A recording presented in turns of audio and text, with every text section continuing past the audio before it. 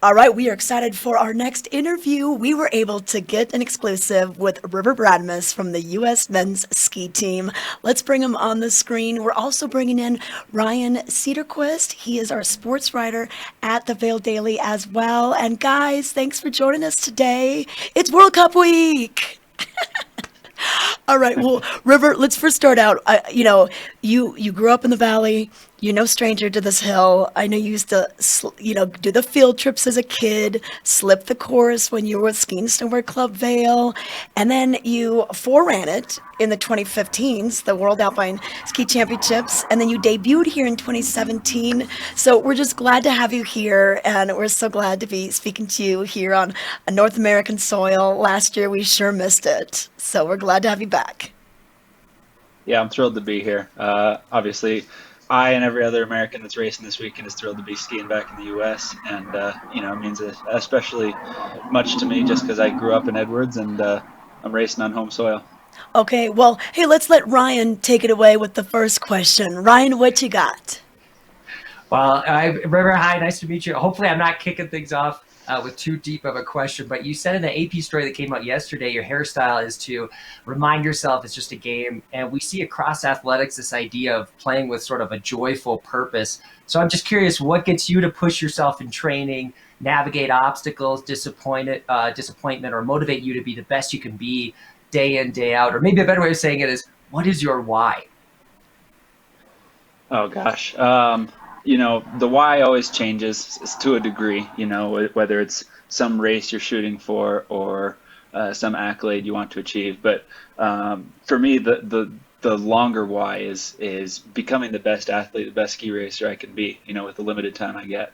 Um, a peak as a ski racer doesn't last that long, and obviously my body's going to be old and deteriorate one day, and I'm never going to be able to ski the same way I can now. So uh, making the most of the time I have and maximizing my potential and maximizing my abilities is what drives me every day, day in and day out. Awesome, River. And you know what? I love that hairstyle. I remember when Chad Fleischer had that, the throwback. So, real cool, playful hairstyle. And now let's talk about another legend, Ted Ligety.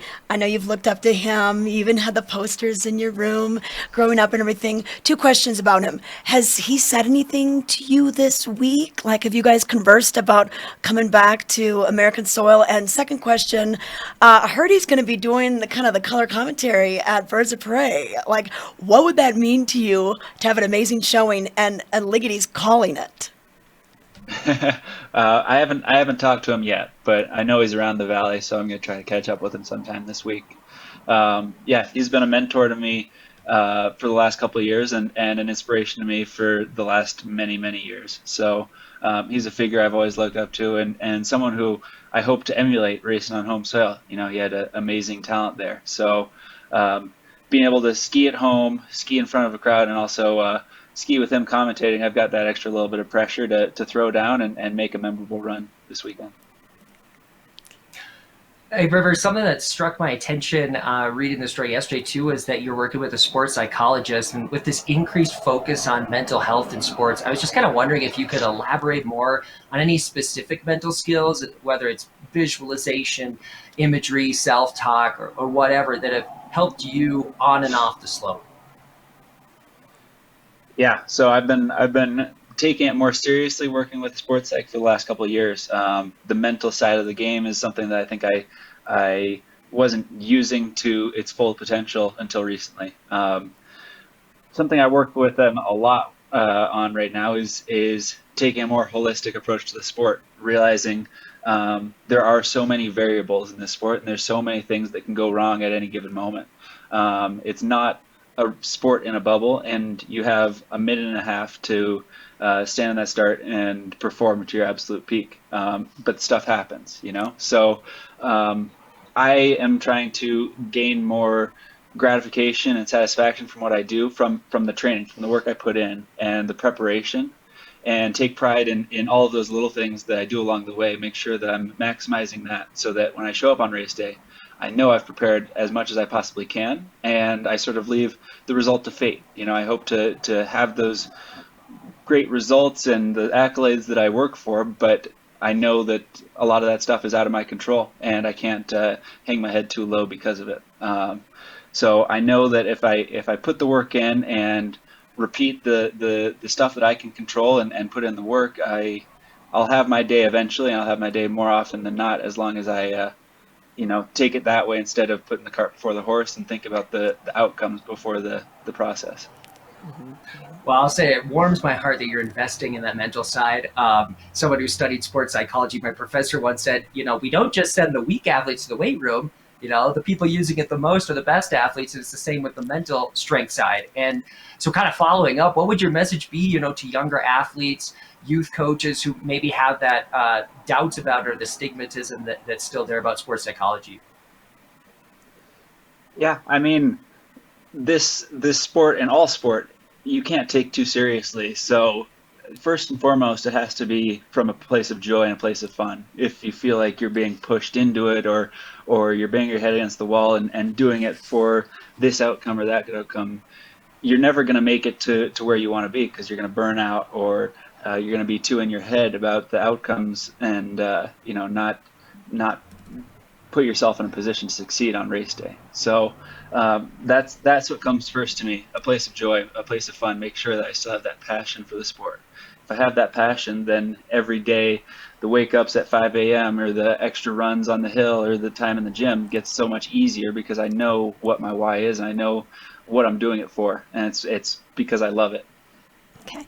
Now, at the Killington press conference, Michaela Schifrin mentioned how the depth of the U.S. women's alpine team has really improved, lately, and she feels that it's kind of internally, and it's kind of like the younger racers are pushing the older racers. Can you kind of give us an insight of some of the culture of the men's team, and whether or not you see things moving in that direction? Yeah, I absolutely do. Whether it's the success that I had early this season, or the results you're seeing on the men's slalom side at World Champs last year, we're building momentum, and we're carrying the torch forward. I think it takes time, especially as Americans getting onto World Cup, but we're moving in the right direction, and I really like the group that we have right now. And I'll say it hasn't come easily. It's taken years and years of work.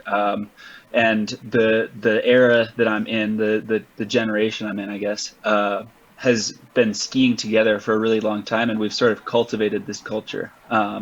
We take a lot of our culture cues from, well, I do at least, from the Norwegian national team, who has been really strong in years past. And something that they talk about a lot is, I know in this sport, I'm not going to have my day every day. But if I put in the work and I make sure that my teammate puts in the work every day, and I work alongside them and push them, then when they have their day, I can take satisfaction in that, because I helped create that. And that's something that I really subscribe to. So whether it's in the gym or on the hill, I'm pushing my teammates. I'm challenging them to be, as good and as driven as I know they can be, because I want to hold them accountable to the success that I know they're capable of. And I want them to do the same to me. So we have that momentum. We push each other in that direction, and we're starting to see the fruits of the labor come to the front. All right, perfect. Thank you for that information. And wait, one last question. Okay, I'll consider this weekend a success if. Finish that line if you can. Wow. I'm reflecting coming back to the U.S. to ski race again. I said this earlier today. I put this on my Instagram, but I went to Edwards Elementary just down the road, and school would get out there at 3:00, and the Beaver Creek would close at 4:00. So my mom would pick me up, and we would race over to Beaver Creek immediately, and we'd get like 2 or 3 runs in before the lift closes. And those were some of my fondest memories as a child. So coming back here and being able to race against the best skiers in the world, to me, in a really deep feeling of satisfaction, I feel like already it's a success. Just being here, being able to compete, and seeing how far I've come in this journey. But obviously I have higher and loftier goals than that. But like I said, I'm working really hard to focus on the process instead of the outcomes. So, in saying that, I know that I've put the work in to succeed, and I know that I've prepared as much as I possibly can. So, wherever the results lie, I'm going to be really proud and hold my head high. Okay, perfect. Well, River, thank you so much for your time. We know you've got a very busy schedule, and we will be cheering you on at the Birds of Prey course, cheering on our hometown hero. So thanks for your time today. Thank you so much for having me. Okay.